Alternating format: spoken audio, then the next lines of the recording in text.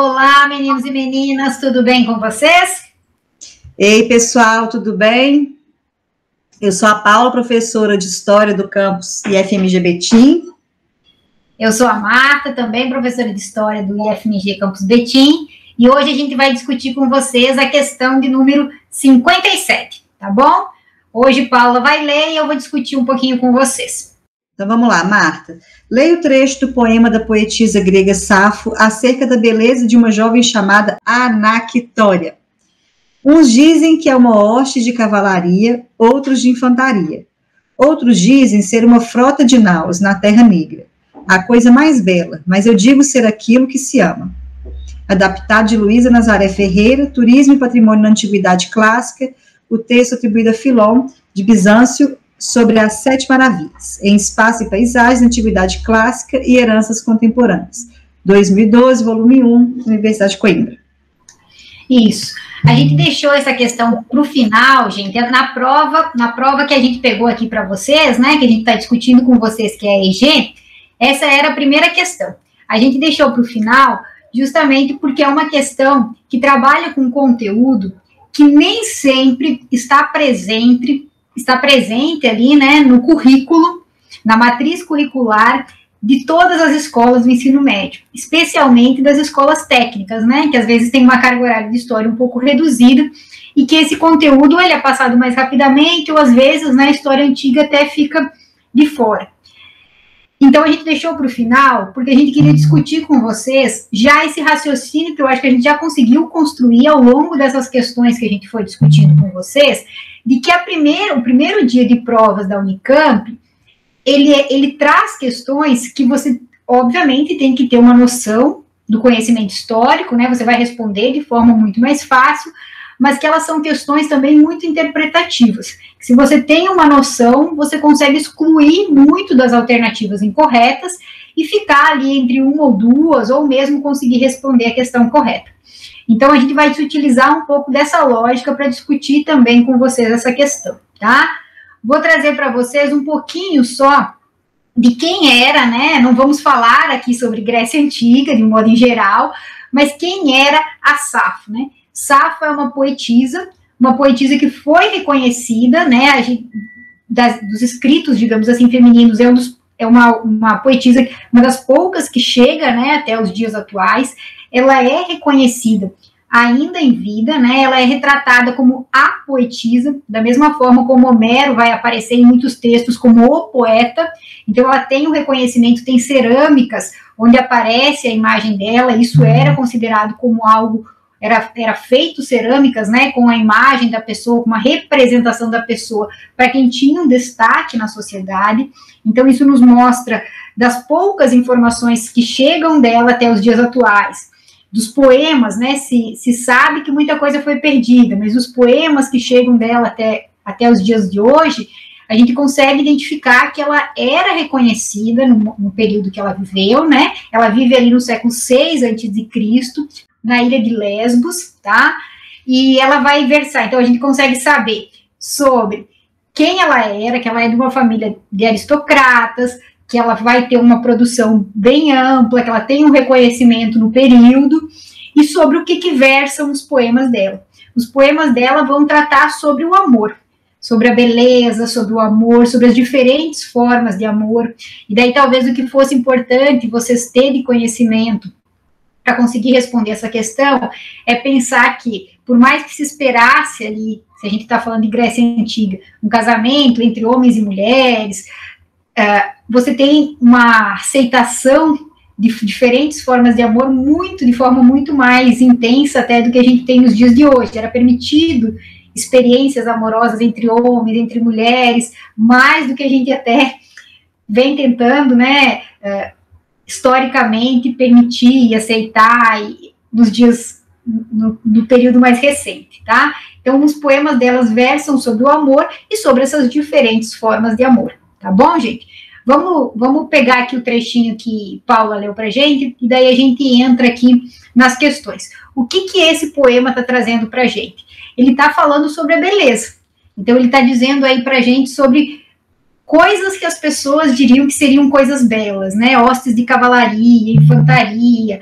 E o que ela traz para a gente é que a beleza e o amor seriam coisas equiparadas. É isso que o poema está dizendo, né? A coisa mais bela, mas eu digo que é aquilo que se ama. Então, ela equipara o amor à beleza e traz para a gente que o que se ama é belo.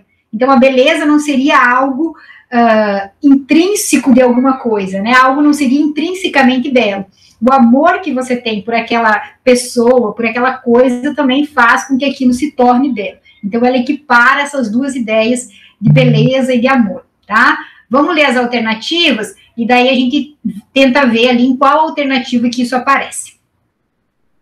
Então, vamos lá. A partir da leitura do poema, assinale a alternativa correta sobre o conceito de beleza na Grécia Antiga.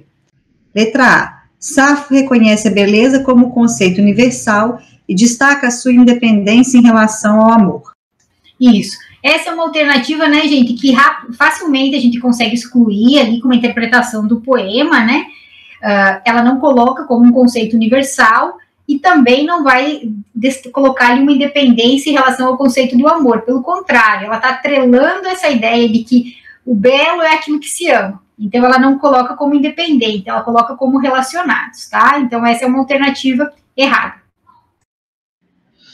Letra B. Safo exemplifica o conceito de belo e o define como inerente às conquistas militares e territoriais.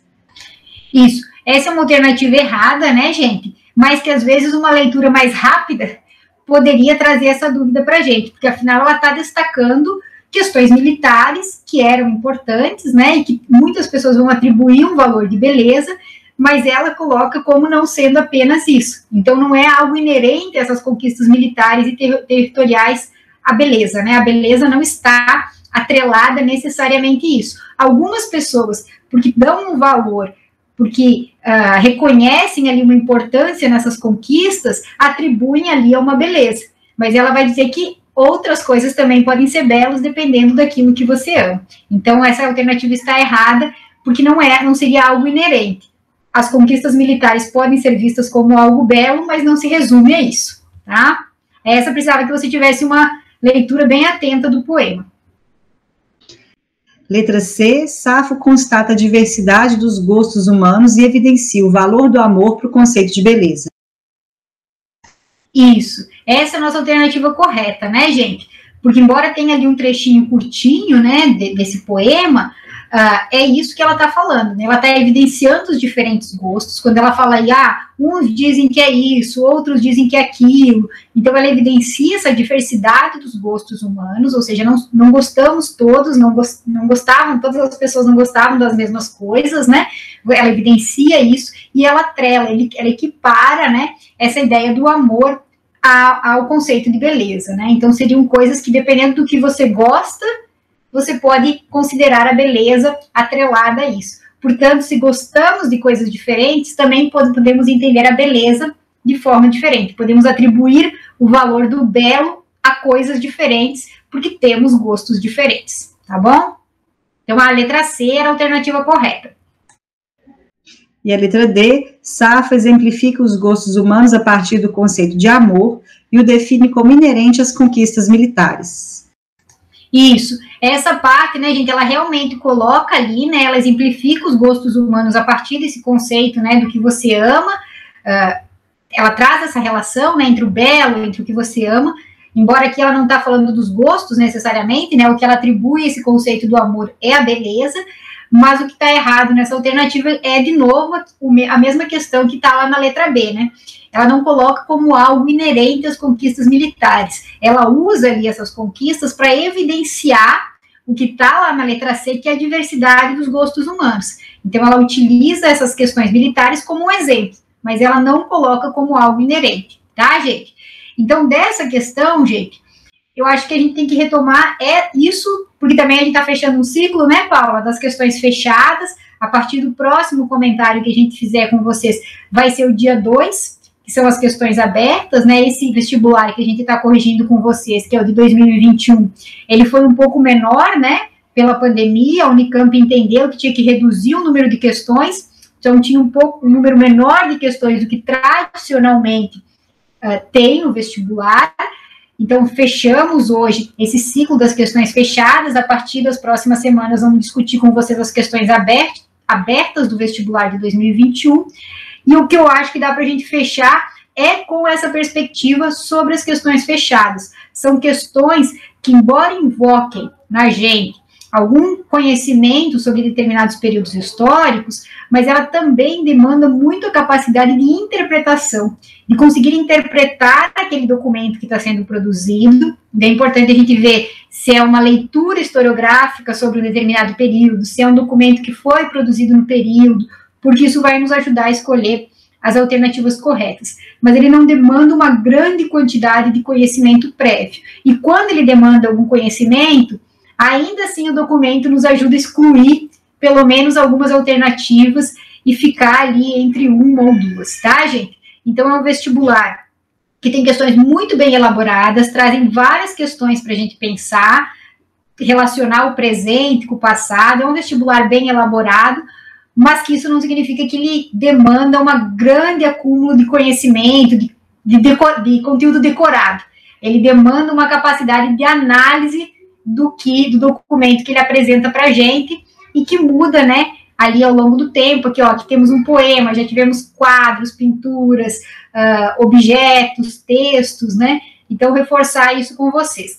Entender, interpretar o documento, ver que período que ele foi produzido, porque isso já ajuda a gente conseguir resolver, e essa é uma questão que é um bom exemplo para isso, né? Embora é um conteúdo que às vezes a gente viu só no fundamental, ou que retomou rapidamente no ensino médio, ainda assim, com uma boa interpretação do que está ali escrito, e às vezes um conhecimento sobre essa questão de como que o amor era visto, da aceitação de algumas formas diferentes de amor, a gente conseguiria responder a questão facilmente. É isso, gente.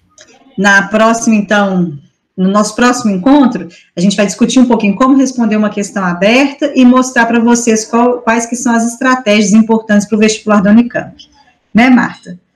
Até mais, então, gente. Fiquem bem. Tchau, gente. Fiquem bem e a gente se encontra logo mais.